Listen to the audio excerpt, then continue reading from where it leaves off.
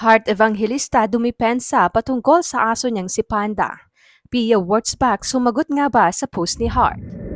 Dinipensahan nga ng fashion icon na si Heart Evangelista ang pagpapasuot niya ng multi-million peso worth ng luxury brand na necklace sa kanyang alagang aso na si Panda. Noon kasing nakaraang linggo ay kanyang ibinahagi sa kanyang social media account ang larawan ng kanyang alagang aso na si Panda. Nasuot ang Serpenti Viper necklace na mula sa isang luxury jewelry brand. Ang halaga ng naturang necklace ay tumataginting na mahigit 11 million pesos. At sa comment section nga ay nagsunod-sunod ang batikos ng mga netizens kay Hart. May ilang netizens ang nagsabi na isang disrespect daw ang ginawang ito ni Hart sa craftsmanship ng kilalang fashion brand na ipinasuot ang kwintas sa kanyang alaga.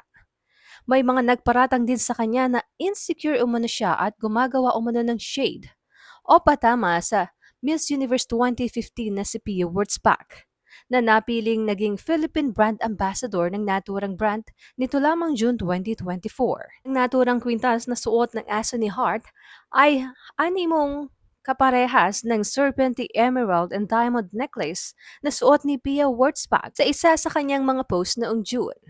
At ayon sa ulat, ang kwintas na suot ni Pia ay tinatayang nagkakahalaga ng nasa 14 million pesos hanggang 21 million pesos. At ang isinuot ng kwintas ni Hart sa kanyang alagang si Panda ay kabilang sa Serpenti Collection ng naturang luxury brand. Maraming netizens naman ang nakapuna ng gamitin ni Pia ang salitang cheese sa isa sa kanyang recent post at ipinagpalagay pa nga ng ilan na ito umano ang sagot ni Pia sa naging post ni Hart. Ayon sa iba, pakiramdam ng ibang followers ay gumanti si Pia nang banggitin niya sa isang post kasama ang husband niyang si Jeremy Chonsey ang salitang cheese. Jeremy's been working hard, probably the hardest and most focused I've ever seen him. He doesn't post about it a lot, but this man has been working nonstop on some exciting progress and growth for beautiful destinations. I'm so proud. I too have been planning and working on some exciting things I have in the pipeline for my career, with his support and encouragement for sure. Excuse the cheese, but I'm just so grateful to have a partner who lets me fly and reach for my goals. Ani Pia. At ang ipinagpapalagay nga ng mga netizens na excuse the cheese ay parang patama umano sa asawa ni Heart Evangelista na si Senate President Cheese Escudero. Matatandaan namang nagsimulang magkaroon ng issue sa pagitan nila Heart Evangelista at Pia Wurtzbach nang ang mga umalis na makeup artist ni Heart Evangelista ay lumipat kay Pia at kasunod nga nito ay ang pagpasok ni Pia Wurtzbach sa eksena ng Paris Fashion Week na dati ay si Heart lamang ang regular na kasakasama sa mga fashion events. Ayon naman kay Heart ay ang kanyang alagang asong si Panda ang tagapagmana ng naturang milyones na kwintas. Kaya naman, pwede nitong gawin kung anuman ang gusto ng tong gawin sa naturang alahas. Iba't iba naman ang naging komento ng mga netizens. Anong isa, and she is the wife of a public official na ang tinutukoy ay si Hart. She should act appropriately. Even if she is rich, hindi dapat ipagyabang ang kayamanan. So insensitive, lalo na at asawa niya nasa gobyerno. Sometimes we forget things due to insecurities.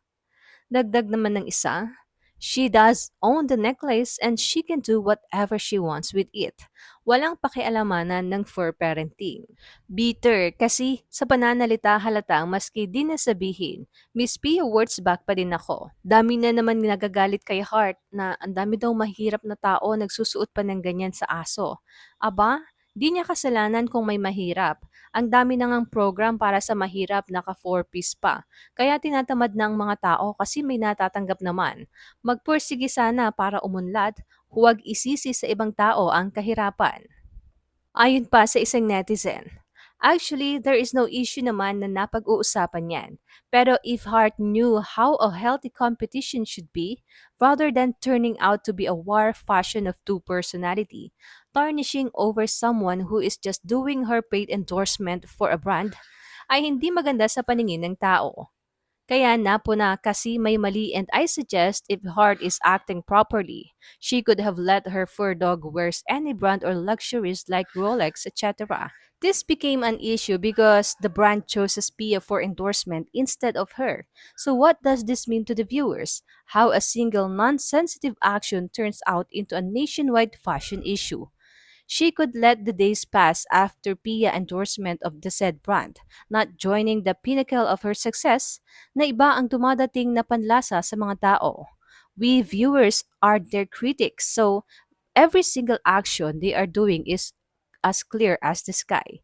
Kung hindi ka pinili ng isang brand para mag-endorse, then wag mo naman ipamukha sa kapwa mo Pilipino kung gaano kababa ang tingin mo sa iba. That is Pia's dream for sure, but Hart already has a name in showbiz. Pagtatanggol naman ng fan ni Hart. Ang sabihin niyo po, ang fans ni Pia, lagi na lang nilang kinakabit si Hart sa name ni Pia para mapag-usapan. Bakit? Sa tingin mo mapag-uusapan ba si Pia ngayon kung hindi nag-endorse si Hart for Panda's soap and shampoo? Nung pinanood ko ang video nila ni Panda, wala akong napansin na mali. Mga makikitid lang talaga ang utak ng iba dito. Anak na ang turing ni Hart sa mga alaga niyang aso. Kaya kung may mga gamit siya na gusto niyang ipagamit sa mga alaga niya, wala na kayong pakiadon. Karapatan niya yon kasi pag-aari niya yun. Kung saan niya gagamitin at kung kanino niya ipapagamit, wala na tayong pakialam doon. Palibhasa, hindi mapag-uusapan ang idol nila kung hindi kinakabit kay Hart. Hayaan nyo na, binili naman ni Hart yun eh. Pwede niyang ipisuot kahit kanino, wala tayong ambag, kaya wag pala desisyon sa ibang tao.